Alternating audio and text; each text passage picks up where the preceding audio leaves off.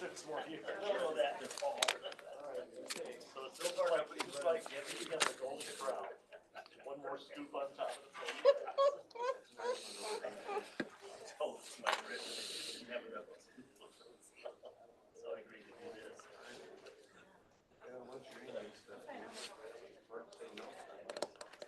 It's a voluntold situation.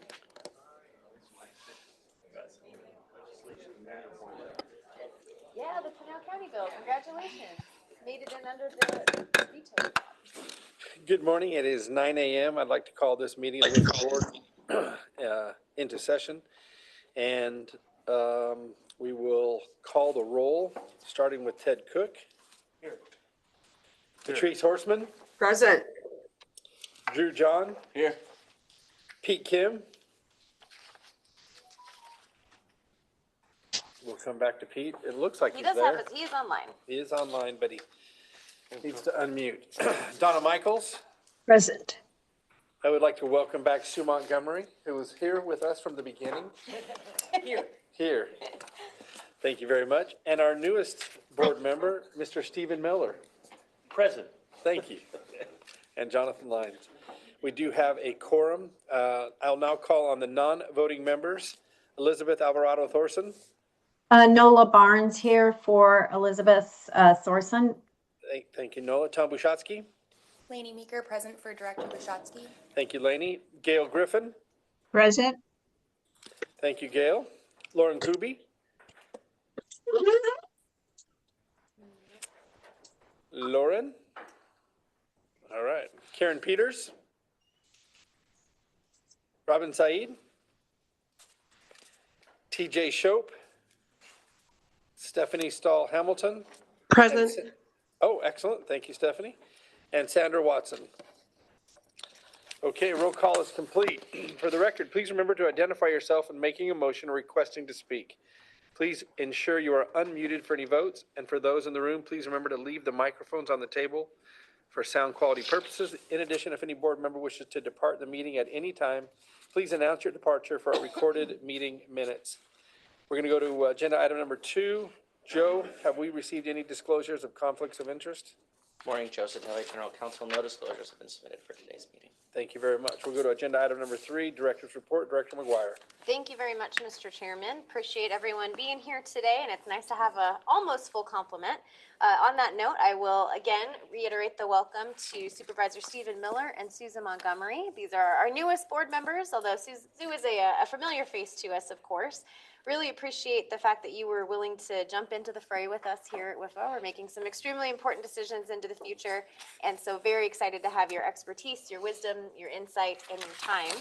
I will note for the board that there is one appointment still outstanding that lies with Senator Sundaration, the Senate Minority Leader. We have reached out to her office, and I will just say we have noted our sense of urgency in getting that seat reappointed. On that note, I will say that you have all received a calendar invite for May 12th for the strategic planning session that we have been discussing at length for the last few months. Obviously wanted to do that a little bit earlier, but we're going to wait until we have the full complement of board members. So May 12th is the date for that. We are still finalizing our agenda. We're still finalizing that format. And I know that there are several of you who cannot make that date. Please note that I will make sure we have a chance to connect ahead of time and after the fact just to get you caught up and make sure that if you have any pressing issues or things you'd like to add, we are able to at least speak those into the record with the folks that are in the room. So with that, last update from me is regarding our sunset audit. First of all, again, big thank you to all of you who spent time with the Sunset Auditing firm. Their field work has concluded, and I will say once again, they were extremely impressed with how engaged our board members are, how bought in our board members are, and they have said multiple times that you were extremely helpful in the work that they did. So thank you for taking the time to do that. We are looking to find or see an initial draft of their report probably early June, getting that all set up for some work at the legislature later this year and into the next session. That's all I have affirmatively, Mr. Chairman, but I am happy to take any questions from the board. Any questions from the board? No hands up. Sure. We go to our agenda item number 4, Legislative Report. Ben? Thank you, Mr. Chairman, and I'll invite our Chief of Government Affairs, Judah Waxelbaum, to come up and give a short update to you all on the legislative issues. I also want to make sure and note that our legislative members attending are also welcome to add anything if they have any additional information. And also for the record, I would like to note that Judah Waxelbaum has been nominated by the Arizona Capital Times 2026 for Best Government Lobbyist and my favorite, Calmest Under Pressure. And we'll see if that holds up. We need more pressure. Vote. Pressure is a privilege. Vote early and vote often.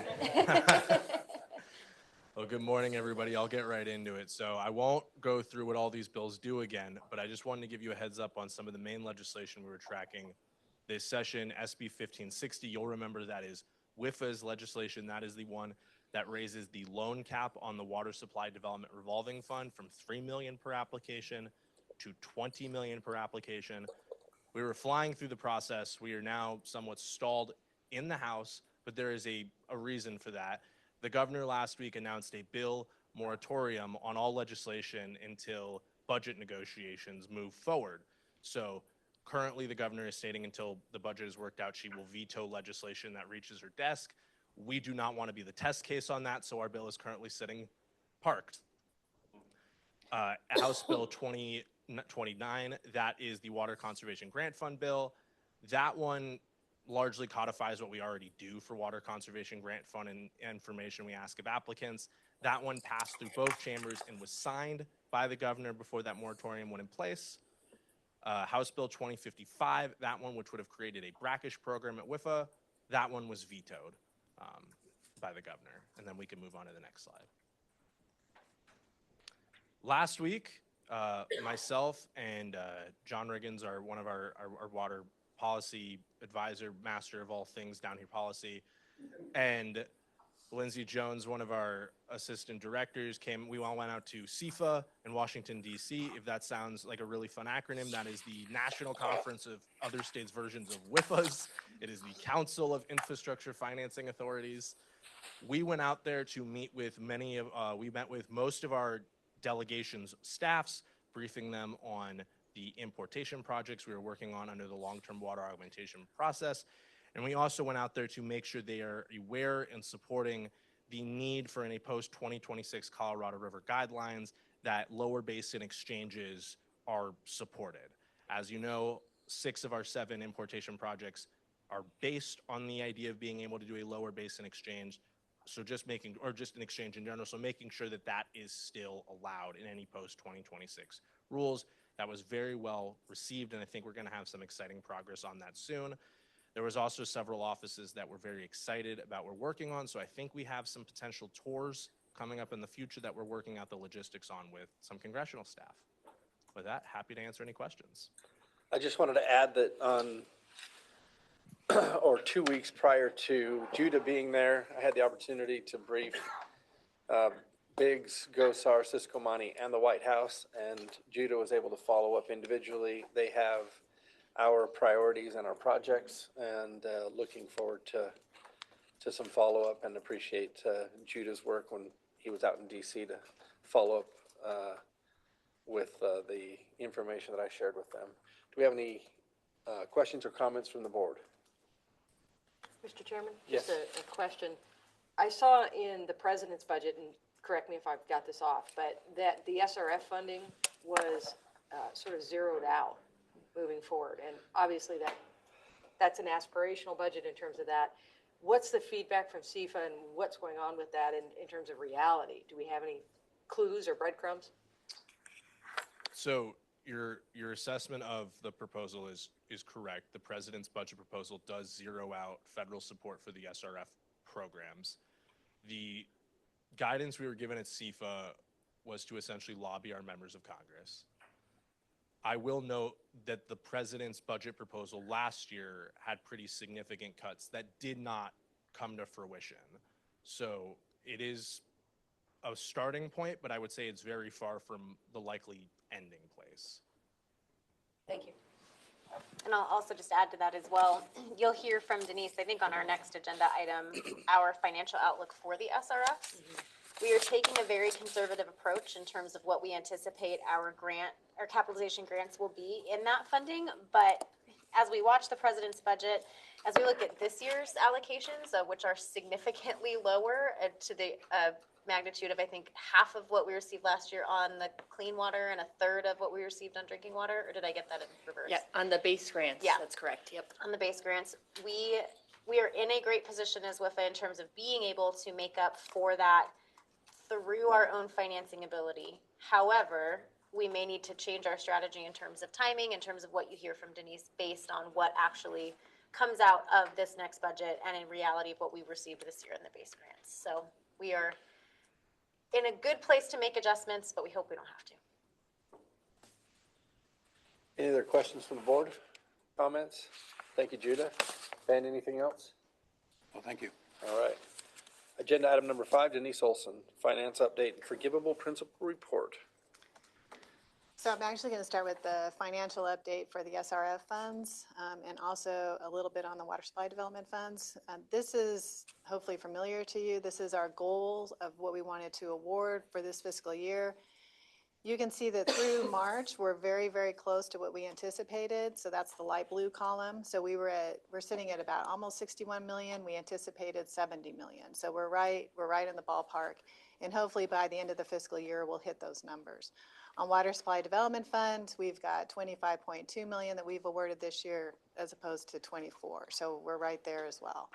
Again, our total is to hit 549.8 million by 2028. So we've got plenty of capacity as far as our loan programs.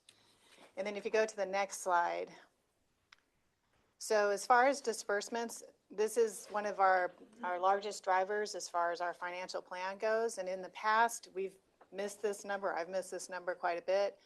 I took a little bit of a different approach this year by taking a percentage of what I forecasted for the disbursements, and I'm actually pretty close. So I think that hopefully we'll track of about a little over 100 million in disbursements, and we are seeing a little bit more momentum in disbursements with our projects because they are starting to cash flow. So we're seeing a lot of improvement there.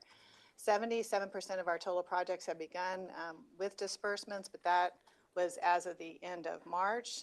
That percentage will increase by the end of the fiscal year because we do know of some projects that are about to start dispersing. So we're in pretty good shape there. So if you go to the next slide, what does this all mean for the SRF program? This is a slide that's in the financial plan. I looked at the numbers and have really decided not to change anything. It shows that we had a very strong cash position at the beginning of the fiscal year. We are drawing the cash funds down as disbursements take place. We also are showing a minimum of $50 million for a fund balance. If we go below that $50 million, that's the trigger for a bond sale.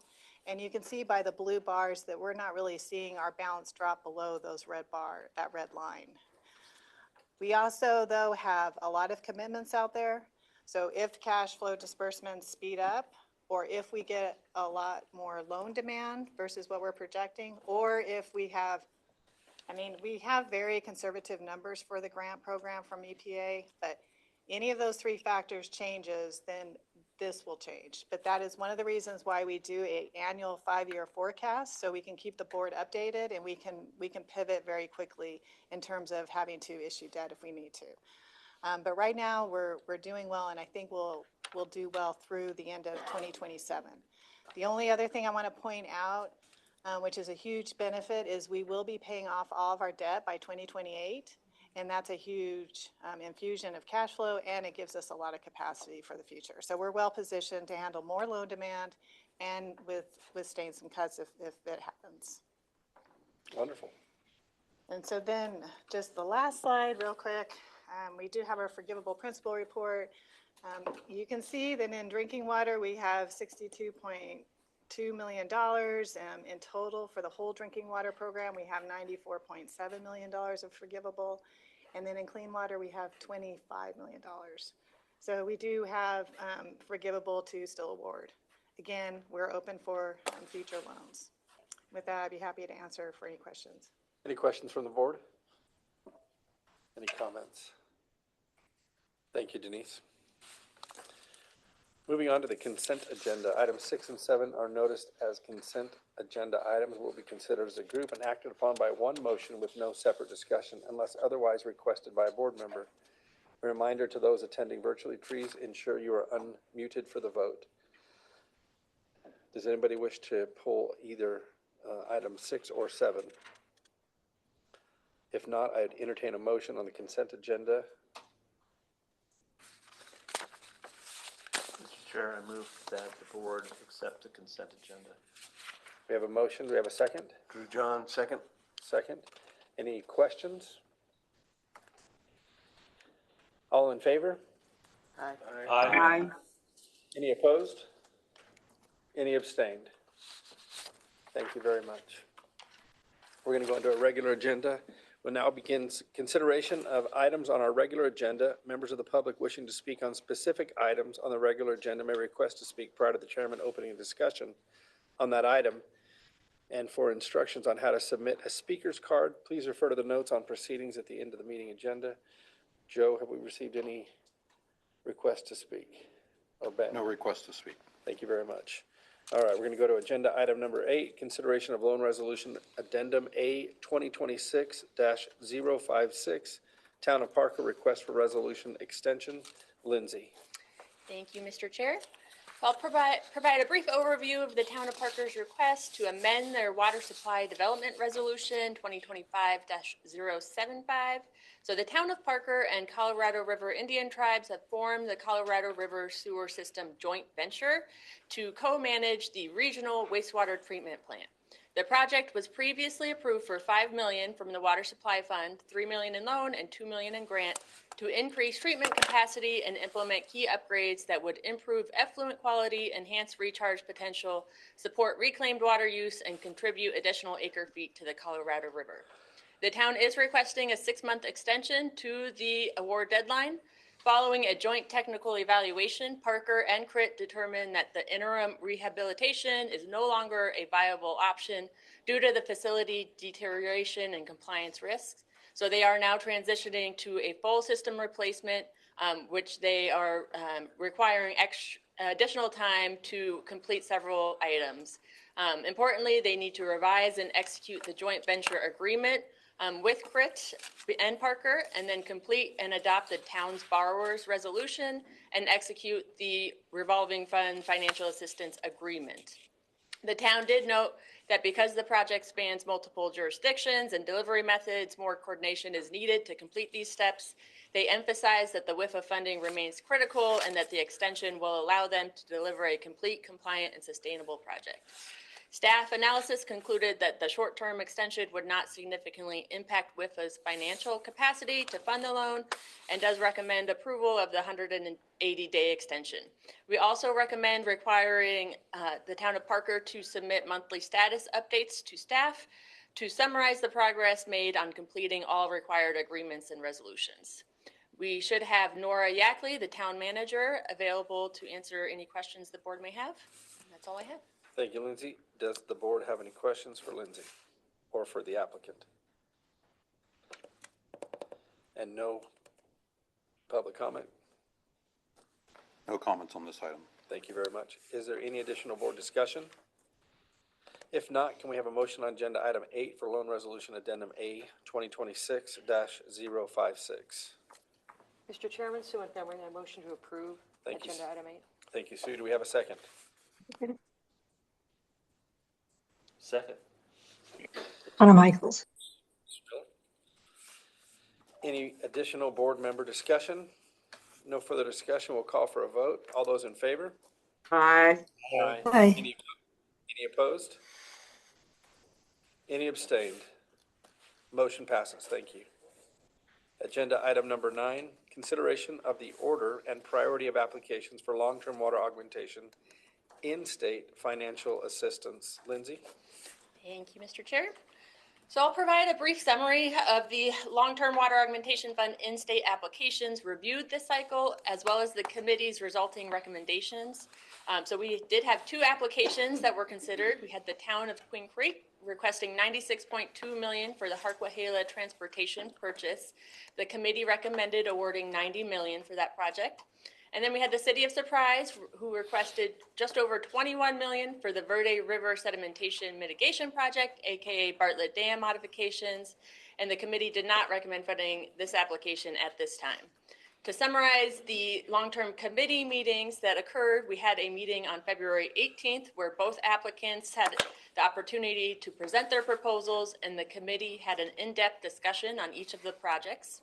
One thing to know as an update, Surprise did report during this meeting an updated allocation of 4,500 acre feet and a projected cost of $44.55 million, with funding needs anticipated in 2029. And then following deliberation, the committee unanimously recommended prioritizing Queen Creek as the first ranked project and Surprise as the second. The chair also requested that the long-term committee meet again prior to the board's consideration of these projects to further refine the information provided. That meeting happened on March 18th, where the committee discussed the timing challenges associated with the Surprise project, including its long future horizon and escalating cost estimates. In contrast, Queen Creek was viewed as an immediate need project aligned with the statutory purpose of the long-term fund, and the committee unanimously voted to recommend funding $90 million to Queen Creek. A note on how the order and priority ranking will work for this funding cycle. So under policy 2.20, the board shall consider the committee's order and priority recommendations. The board may request additional information from staff or from the applicants prior to adopting the recommendations or making changes to that order and priority, provided any modifications are publicly documented. The board also determines which applications ultimately receive financial assistance and can award funding regardless of recommended priority, provided the justification is clearly stated. So for this agenda item, we are just asking that the board determine the order and priority of the application, and then in the next two items, the board will make determination on funding awards. So I think that's all I have for you, and I'm available for any questions. Thank you. Does the board have any questions for Lindsay? Have we received requests for public comment? No request to speak on this item. Okay, I'm coming back to the board one more time before I ask for a motion. Anything from the board? And I will note for the board too, as you formulate any questions you might have, the adoption of the order and priority is not an adoption of the funding. So there are two more agenda items that follow this where you will be able to make individual determinations on each of the applications. As Lindsay noted, this is part of our policy. I know it feels weird to have an order and priority list when there are two applications, but someday we might have 50 applications. And so we are following the policy the way that it is written in the event that we continue to get more demand for this program under subsequent funding cycles. So this is a good time to talk maybe more holistically, but not necessarily about individual project merits. And we do have a hand up with Mr. Kim. Mr. Kim. Can you guys hear me now? Sorry about the, great. Sorry about the earlier audio issues. So I think that my general question and comment here is around what, if any, changes should be considered given the increasingly alarming or grim kind of pronouncements and updates that are coming from the Colorado River negotiations, such as they are.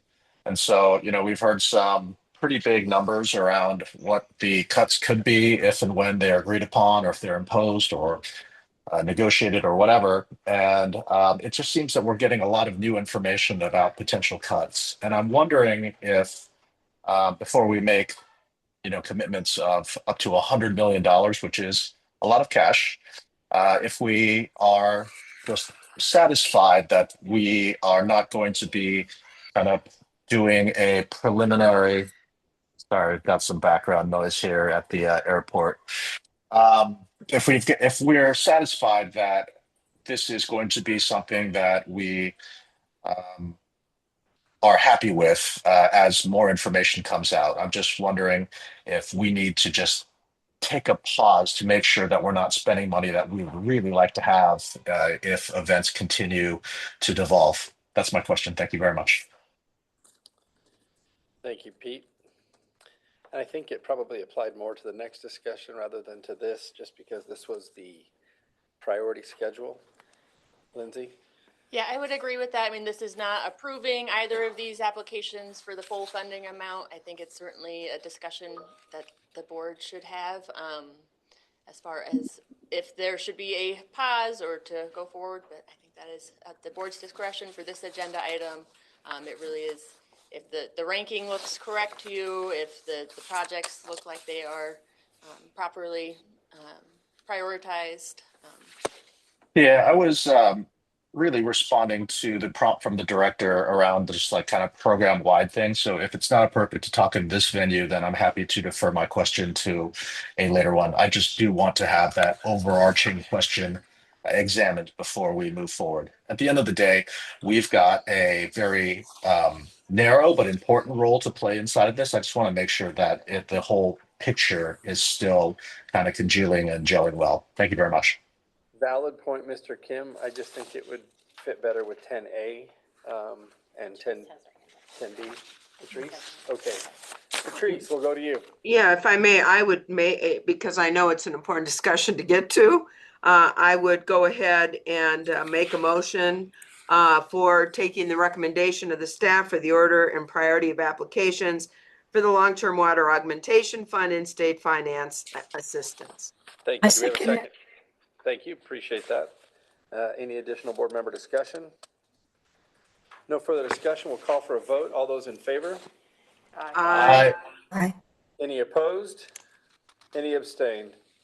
Motion passes. Okay, agenda item 10A, consideration of loan resolution 2026-057, application LT-001-2026, Town of Queen Creek in the amount of $90 million. Scott, floor is yours. All right, thank you, Chairman. The town of Queen Creek is seeking long-term water augmentation funding to augment its long-term water supply by purchasing land within the Harquahala INA. Through this purchase, Queen Creek would obtain the legal rights to transport approximately 1.2 million acre-feet of groundwater over a 110-year period, or about 12,000 acre-feet per year, to the town, which is pending ADWR approval. The proposed supply would offset local Phoenix AMA groundwater pumping, reduce reliance on CAG grid replenishment, diversify Queen Creek's water portfolio, and support ongoing facilities to convey the groundwater through the Cap Canal for recharge of the town's local underground and groundwater storage facilities. Queen Creek's utility system has consistently generated sufficient revenue to maintain strong debt service coverage, with the lowest ratio in 2023 at 1.57 times, which is above WIFA's minimum requirement of 1.5 times for its level 1 security ranking. While the town's debt levels are expected to remain elevated due to ongoing infrastructure and capital improvement, Queen Creek has taken proactive measures to ensure financial stability, including adopting a resolution to implement a 15% water rate increase, which was effective August of 2025, expected to serve as primary payment source, and increasing fiscal year 2026 utility revenues by a projected 14.23% as a result. The Long-Term Water Augmentation Fund Committee has recommended the WIFA Board fund this in-state long-term water augmentation program in the amount of $90 million, which as communicated previously by Lindsay, is the amount determined available by WIFA staff for an in-state project at this time. Approving this recommendation would allow WIFA the flexibility and the opportunity to leverage the portfolio and provide potential additional funds to make them available for in-state borrowers in this program. The long-term water augmentation policy 2-20 allows WIFA staff to apply a discount to the base rate, which currently is the MMD AAA general obligation rate for the required term. If it is approved by the board and under the consideration that WIFA's cost of debt capital is reviewed on the financial strength of the borrower, the total loan amount, and the merits of the proposed project. WIFA staff incorporating financial ratios, amounts of the loan, strength of the borrower, and also considering comparability to similar SRF loans of equal quality, is recommending 90% of this base rate for this borrower, and that would require part of the motion if that is acceptable to the board. With that, I know we have several representatives here from Queen Creek. I saw Nicole Sonnenberg, Marcus Steele, Mark, and I have always butcher your name, but Scott Ropek and Jim Strickland, their financial advisor, if there's any questions. So, thank you. Thank you, Scott. Does the board have any questions for Scott? Have we received any requests for public comment? No request to speak on this item. Would the board like to hear from the applicant? Mr. Chairman, I think it would be good to hear from the applicant. Okay. Who would like to represent Queen Creek? Talking about this application. And as you're coming up to the podium, you've been here before, so you've heard my reminder, but hold that mic annoyingly close to your mouth so that everybody can hear you both here in the room and online. Okay, how's that? Good. Perfect. Morning, board members. My name is Mark Skocipic. I'm the utility director for Queen Creek.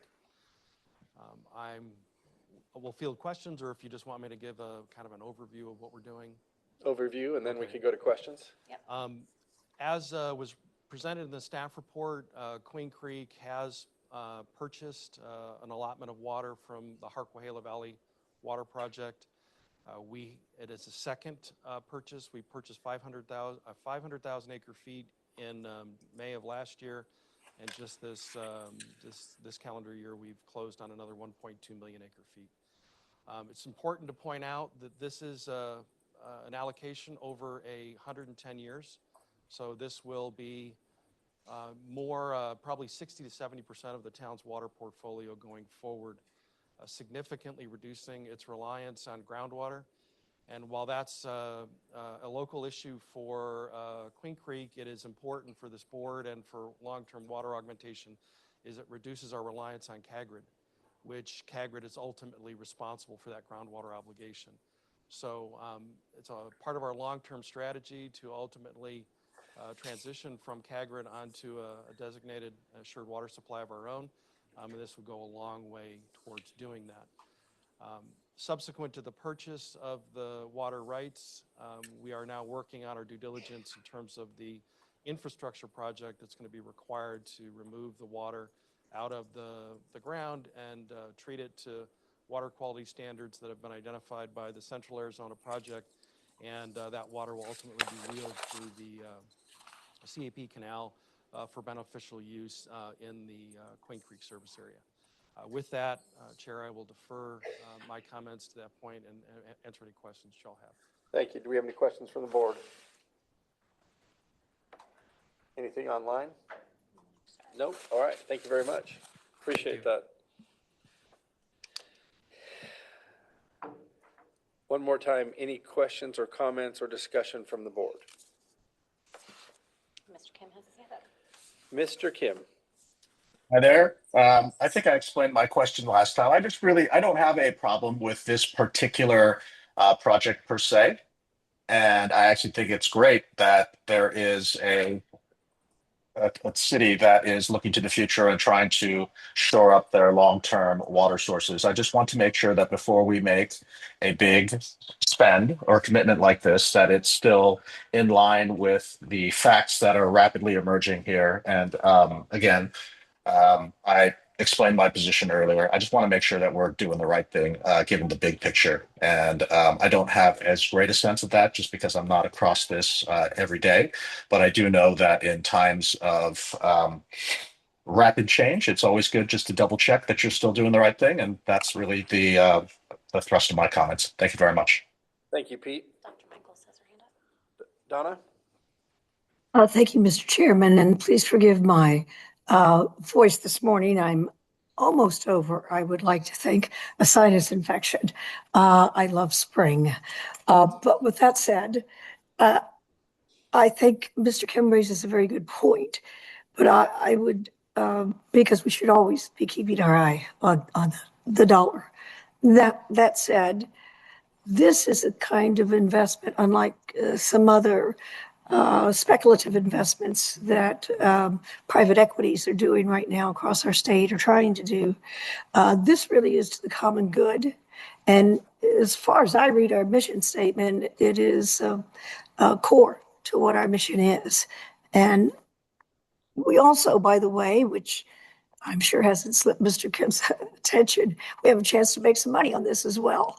And I think for those reasons that this is a model reason, in fact, for us to move it forward in the affirmative. Thank you, Mr. Chairman. Thank you. Any additional discussion from the board? Mr. Chairman? Yes, Sue. Sorry. Go ahead, Mr. Cook, go ahead. Sue first, and then we'll go to Ted.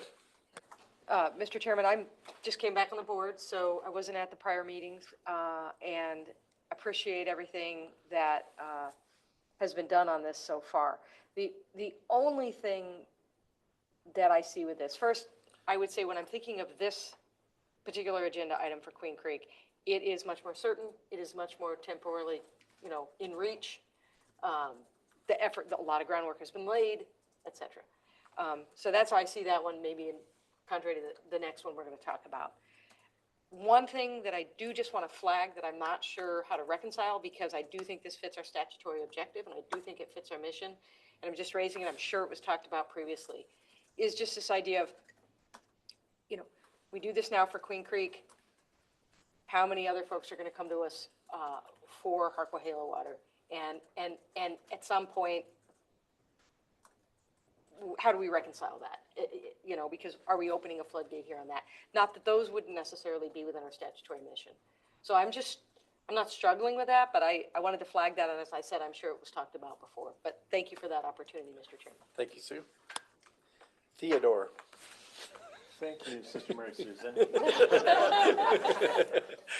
So to put that in context, Chairman Lyons asked me before the meeting if anybody actually addresses me as Theodore, and that was my answer to him. Sister Mary Susan in first grade called me Theodore. Okay, so I have to start by saying I greatly appreciate the conversation that the committee had about this a few weeks back. Specifically, Mr. Kim brought it up at that meeting as well, and we had a robust discussion about, and I'm paraphrasing the question, so Mr. Kim can correct me if I misstated in any way, that before we make a commitment on this funding cycle for the in-state long-term water augmentation fund, ought we to pause for a moment to consider whether or not there are other and presumably better uses of these funds than what we are considering this morning. This is a rhetorical question, and I may answer it myself. And the rhetorical question would be, such as what? And I'll come back to that in a second. But my question back would be, and if we were to come to that determination in some way, that we ought to pause and perhaps not do anything until additional information, say on the Colorado River situation, comes before us, or to quickly come up with an alternative expenditure for this $90 million. My question would be, who then is going to do this work?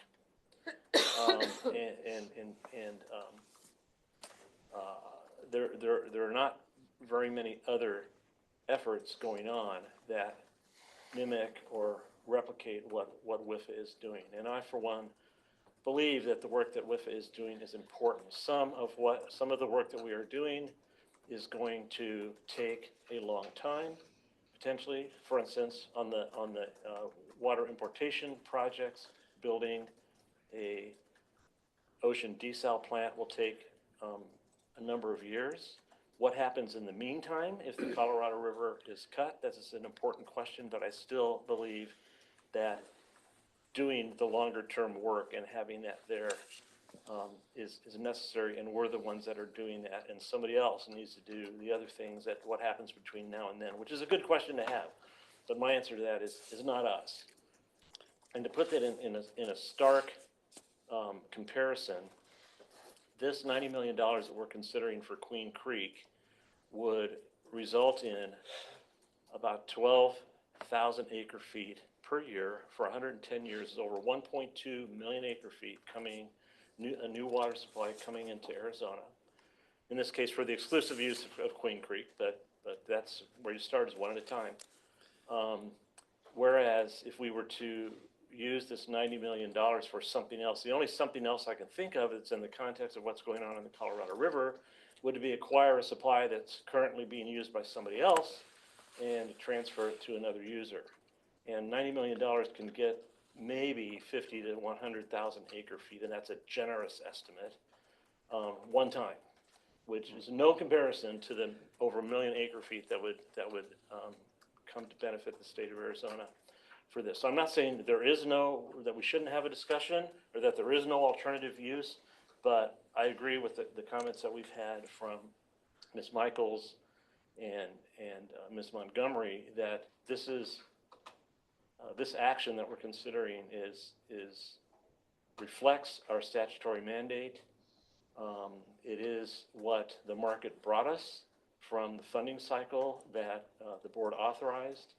And yes, there may be other funding cycles, and this is something that I think we'll get to hopefully later on the agenda about what is the Long-Term Water Augmentation Committee doing next for those other folks that might come to us. But again, this is what our authorizing legislation mandates us to do, this type of thing. It is what the process brought before us. And as dire as the Colorado River situation is, I don't think that that's our role to address that. The United States has hundreds of millions of dollars of unspent drought mitigation funds available for that type of thing, and they're the ones and others that should be doing that type of thing. So I could go on and on, but I won't. That's probably on and on enough for some people. But I just wanted to bring that perspective as well to this based on my background and involvement in other things. Thank you, Mr. Chair and board members. Thank you very much, Ted. Do we have any additional comments? I see Patrice's hand up and Pete. We'll go to Patrice first and then Pete. Thanks, and I'll just keep it short because I agree with what Ted and Donna and Sue have also indicated, although I think Pete raises a great question, and I'm glad we're discussing it. Actually, I think that's important. You know, I see this not only as our statutory objective, but I see it as our statutory obligation. And quite frankly, you know, what is WIFA's role? If it isn't for doing exactly what we're doing and the kind of analysis that we're doing here with regards to the town of Queen Creek and their proposal. And, you know, we can't control what's going on with those negotiations, but we still have our job to do. And I'm appreciative of the proposal before us. And I think we should do our job and move forward. Thank you, Patrice. Pete. Yeah, I'd like to thank the committee members for their comments on all of the preceding discussion. It is, in particular, Mr. Cook's comments, given his previous experience, specifically inside of these matters, Bureau of Reclamation, et cetera. I give his words a lot of weight and credence. For me, I think that the overall, and again, I have no particular problem with this. I think that the general sort of thrust of my comments are really reflective of a sense of unease that I feel, in the sense that in the wake of all of these comments that are coming from and the updates that are coming, I still don't really see a true plan for how we're going to deal with the cuts in the short term if they come. That being said, I do think that the comments made by the other board members do ring true to me. In the meantime, we should just do the job that has been given to us. And but I am grateful for the opportunity to air those concerns and to have those noted for the record. And even as we kind of move forward with the statutory duties that have been presented and given to us. Thank you very much. Those are my comments. Thank you very much, Pete. One last time to the board. I will entertain a motion. Mr. Chairman, I'll make the motion, Drew John, to approve the financial assistance resolution 2026-057 for the town of Queen Creek for $90 million. And because of Scott's recommendation, we need to add with a financial assistance index of 90%. Would you agree with that in your motion? Yes. Okay. And do we have a second? Mr. Chairman, Sue Montgomery, second. Thank you, Sue. Do we have any additional board member discussion? No further discussion. We will call for a vote, and I'd like to do a roll call, please. Mr. Chairman, just one moment.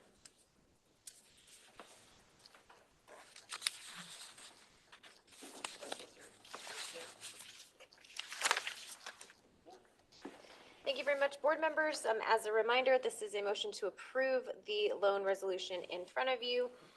First, Mr. Cook. Aye. Ms. Horstman, Aye. Mr. John, Aye. Mr. Kim, Aye. Dr. Michaels, Aye. Mr. Miller, Aye. Ms. Montgomery, Yes. Chairman Lines. Aye. Thank you very much. The motion passes.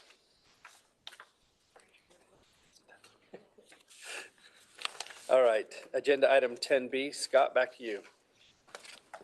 Okay, thank you, Mr. Chairman. We are now going with 10B, the city surprise. They have requested just under 22 million at the time of the request in funding to support their cost share participation in the Bartlett Dam expansion project, securing rights to approximately 634 acre feet per year of new renewable surface water beginning around 2035 through creation of net new Verde space in the Salt Verde system. The project includes a dam raise of approximately 102 feet and provides regional benefits by increasing renewable supplies and reducing reliance on groundwater and Colorado River water. Annual financial statements indicate ability to support existing debt and indicate strong historic growth in water and wastewater revenues. There has been a decrease in tax revenue supporting the general fund, but future tax reforms are projected to increase revenues in the future. While the applicant did not provide an adopted debt resolution at this time, due to the project financing being a few years out, it is noted that the city of Surprise has a AA+ credit rating and for its senior lien utility revenue system revenue, and a AA rating for general obligation bonds issued in 2020. Those two do demonstrate overall financial capability with those revenue sources.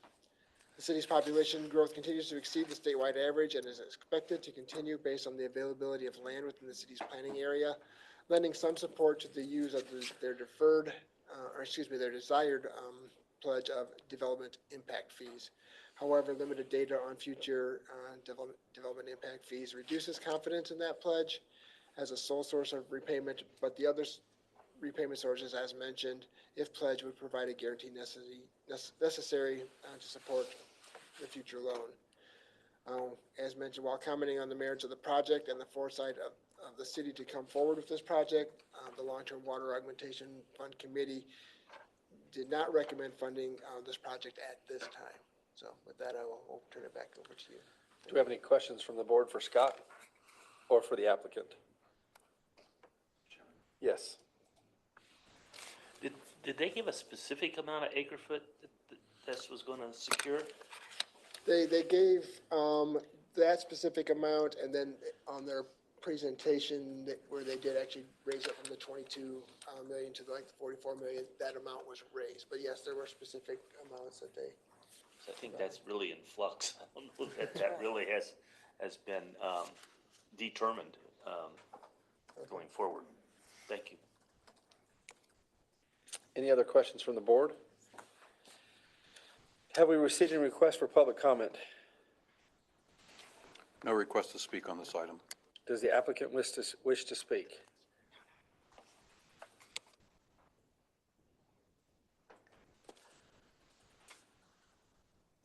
One more time, does the applicant wish to speak? If not, I'll bring it back to the board. Yeah, it'd be, this is Amy Peterson. I'm Okay. Say a few words. Go ahead, Amy. Thank you so much for considering our application, taking the time to review it. We did recognize when the funding opportunity opened that the timing of this funding cycle probably wasn't appropriate for in relation to the timing of the Bartlett project. But we made the decision just to submit an application because we didn't know what the future of this fund would be. And so I say that with all candidness. Just wanted to kind of throw it out there and get the conversation going with us. So we appreciate that that you all entertained or have entertained it up to now.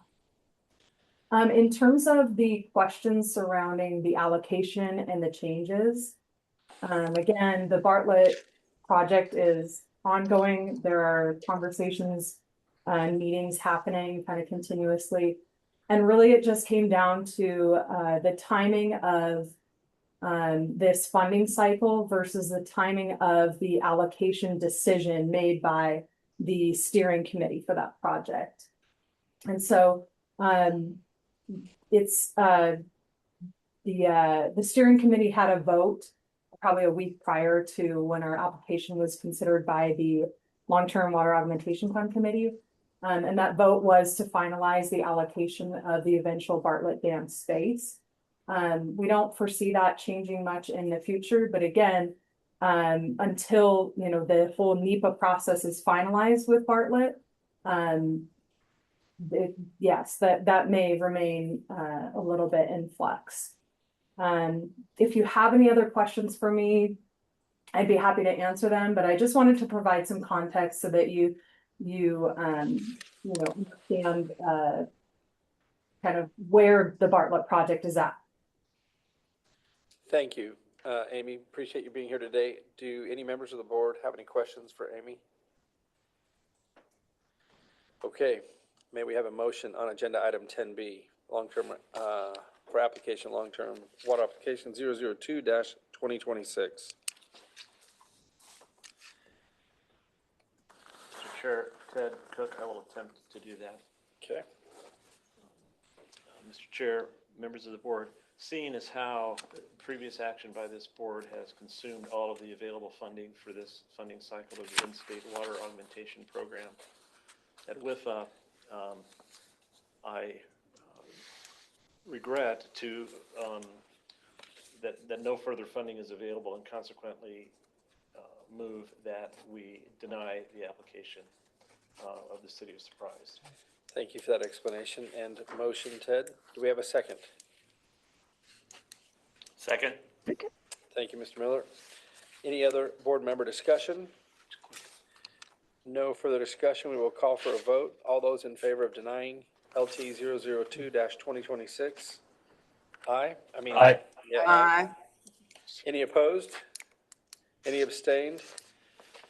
Motion passes in its failure. Agenda item 11, approval of resolution 11. Approval of resolution 2026-058, declaration of official intent for reimbursements from long-term water augmentation funds bond proceeds. And we're going to go to Denise. Yes, thank you, Mr. Chair. So this is just really a compliance issue for tax exempt financing. It's standard operating procedures, but what it does is it gives our director, Chelsea, the authority to declare for each of our loans ahead of time that we may reimburse ourselves with tax exempt bond proceeds. So part of the regulations is that we can spend money on a loan and then reimburse ourselves with bond proceeds if we do a future issuance, but we have to declare that ahead of time. And so what this does is with each loan for this program, we will put the declaration of intent so that we're in compliance going forward. Be happy to answer any questions. Any questions from the board for Denise? Do we have any requests for public comment? No request to speak on this item. Okay, I'll bring it back to the board. And may I have a motion on agenda item 11, resolution 2026-058?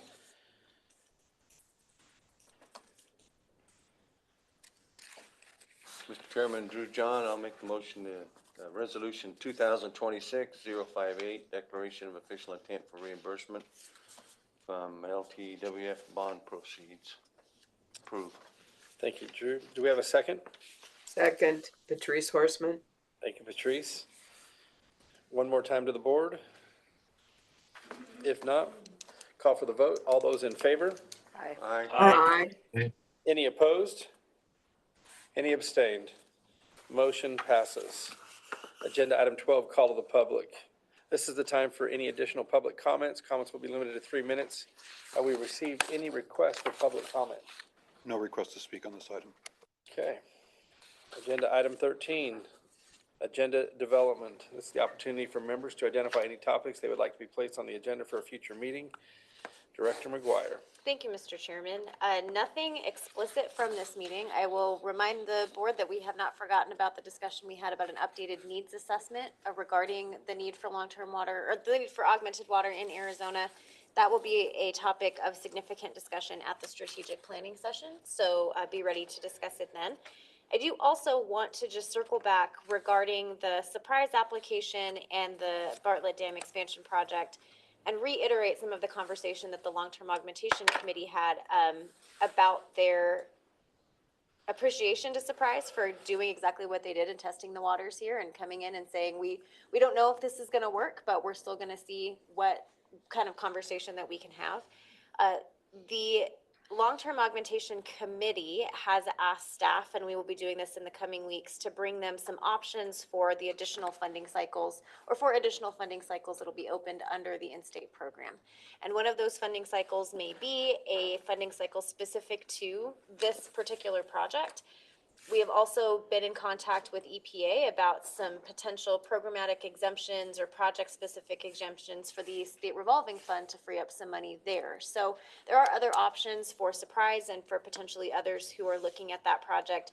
Just wanted to make sure that was out on the record, that this is not a shutting of the door to that, but rather it did exactly, I think, what Surprise mentioned that they were intending to do, which is started the conversation and got us thinking about how we could bring that project in and be helpful as with us. So wanted to get that out on the record as well, and just remind the Long-Term Augmentation Committee that meets after this meeting that we have not forgotten about that directive either. Other than that, board members, I will entertain any other comments or thoughts about something that needs to be on an upcoming agenda.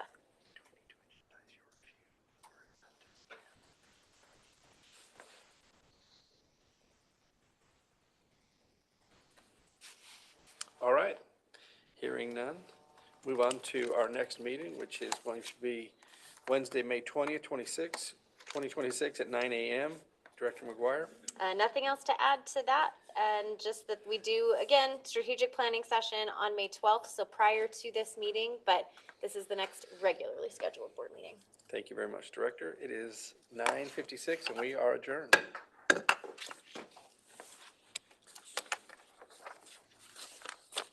No, we can just put that on an agenda if we need to, so no problem. Go back to work, everybody. Thank you, Mr. Chairman. Yeah. Please don't get used to hour-long meetings, okay? Yeah.